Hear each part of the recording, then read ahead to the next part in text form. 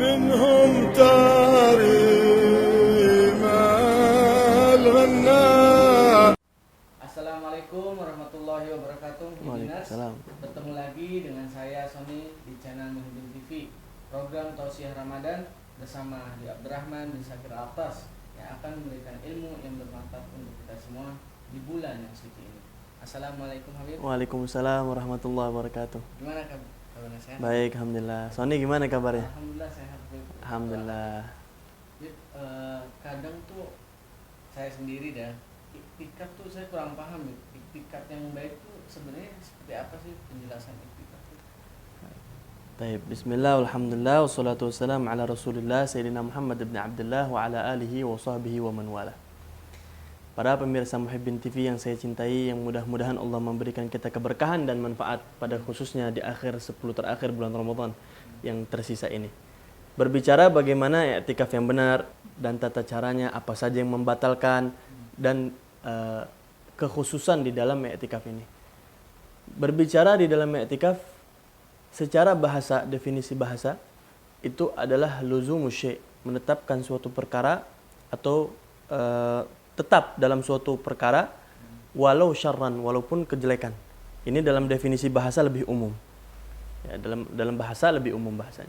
Tapi kalau dalam segi syariat dia dikatakan adalah muktsu makhsus, ya, tetap atau duduknya atau dia menetapkan suatu duduknya atau ibadahnya secara khusus, ya, fi makan makhsus, di tempat yang khusus, ya, fi syakhsin makhsus, ya, untuk orang yang khusus yang ditetapkan, nanti ada syurut-syurutnya siapa aja yang diwajibkan, wa bi niyatin makhsus, dengan niat yang khusus.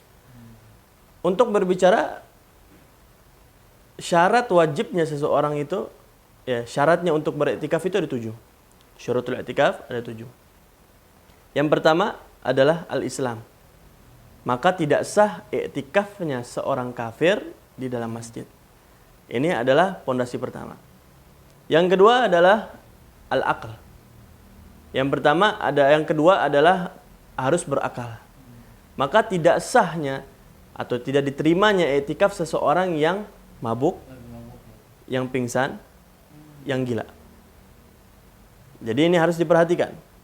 Ketika seseorang lagi mabuk atau lagi pingsan atau lagi lagi gila, lagi nggak waras. Nah, kalau masalah pingsan ini nanti ya tertetap hukumnya tidak di dalam i'tikafnya nanti. Dia batal i'tikafnya. Di antara mubtilatul i'tikaf di antaranya ighma, pingsan. Itu dia. Ini yang kedua. Syarat yang kedua, yang pertama adalah Islam, yang kedua adalah berakal. Yang ketiga adalah an-naqa' anil haid wan nifas. Sucinya dia, bersihnya dia seorang perempuan dari haid dan nifas. Maka kalau andai kata ada seorang perempuan yang haid, yang sedang haid atau nifas, ya, maka tidak sah i'tikafnya.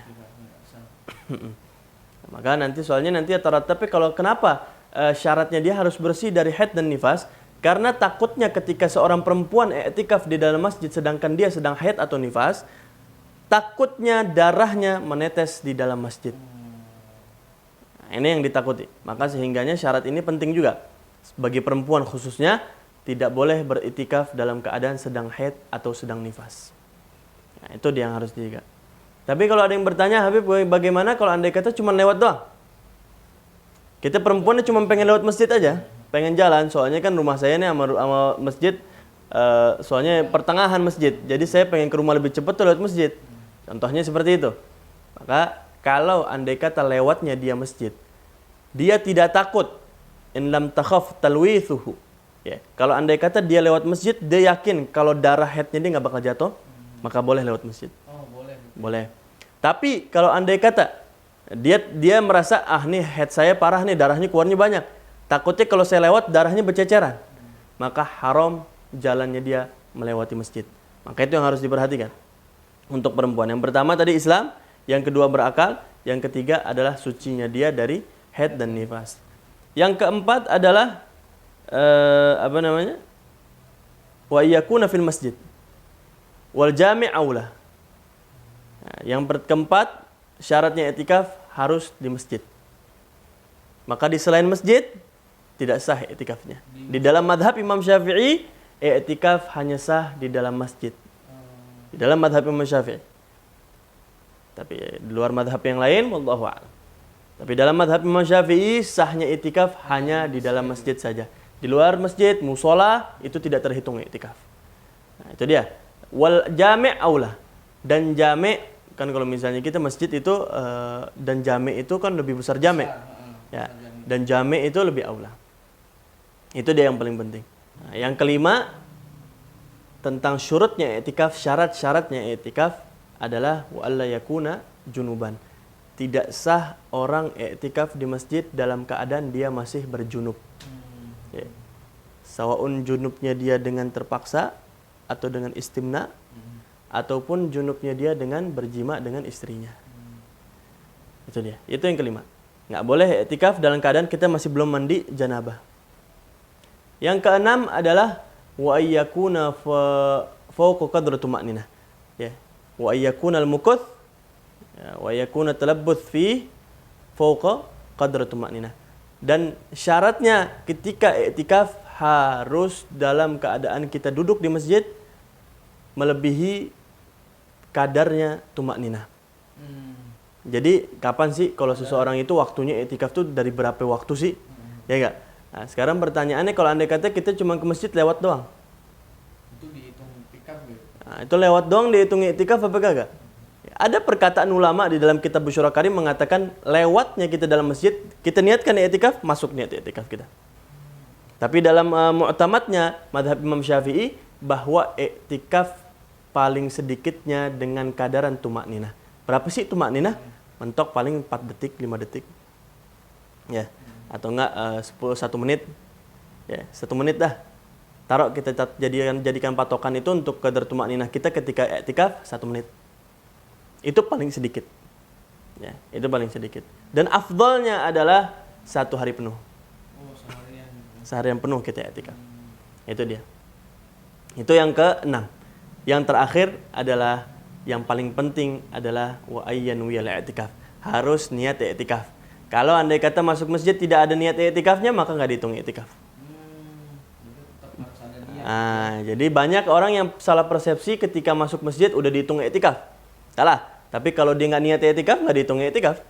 Ya, 7 syarat ini yang paling penting adalah niat. Karena niat adalah pondasi ibadah kita. Sebagaimana kita ketahui, ya niat ini adalah asasuddin. Ya, asasnya kita ibadah, asasnya agama kita. Jadi kalau andai kata kita masuk masjid nggak ada niat i'tikaf, nggak sah i'tikafnya. Nggak dihitung i'tikaf. Karena yang paling penting adalah niat i'tikaf. Nah, itu dia yang paling penting. Dan diantaranya yang membatalkan i'tikaf kita adalah diantaranya tadi adalah kafir, murtad. Orang murtad batal i'tikafnya. Di dalam masjid niat i'tikaf. Ya. Ketika dia di dalam masjid niat i'tikaf dan ketika di dalam masjid juga dia murtad. Wal iyadu billah, nasallallahu al-lutful afiyah. Nah, jadi ketika dia murtad di dalam masjid maka i'tikafnya terpotong.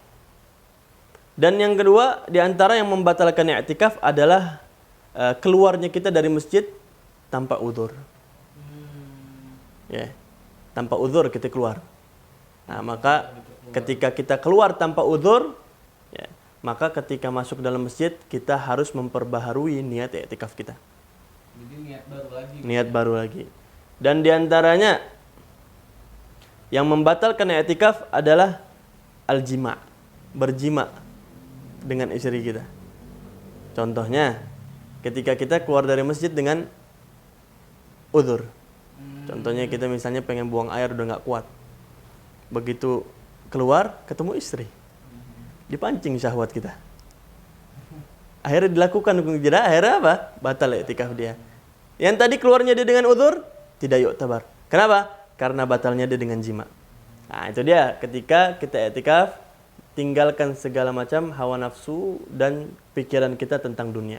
Fokuskan ketika i'tikaf untuk beribadah kepada Allah Subhanahu wa taala. Nah, itu dia di antara yang membatalkan i'tikaf.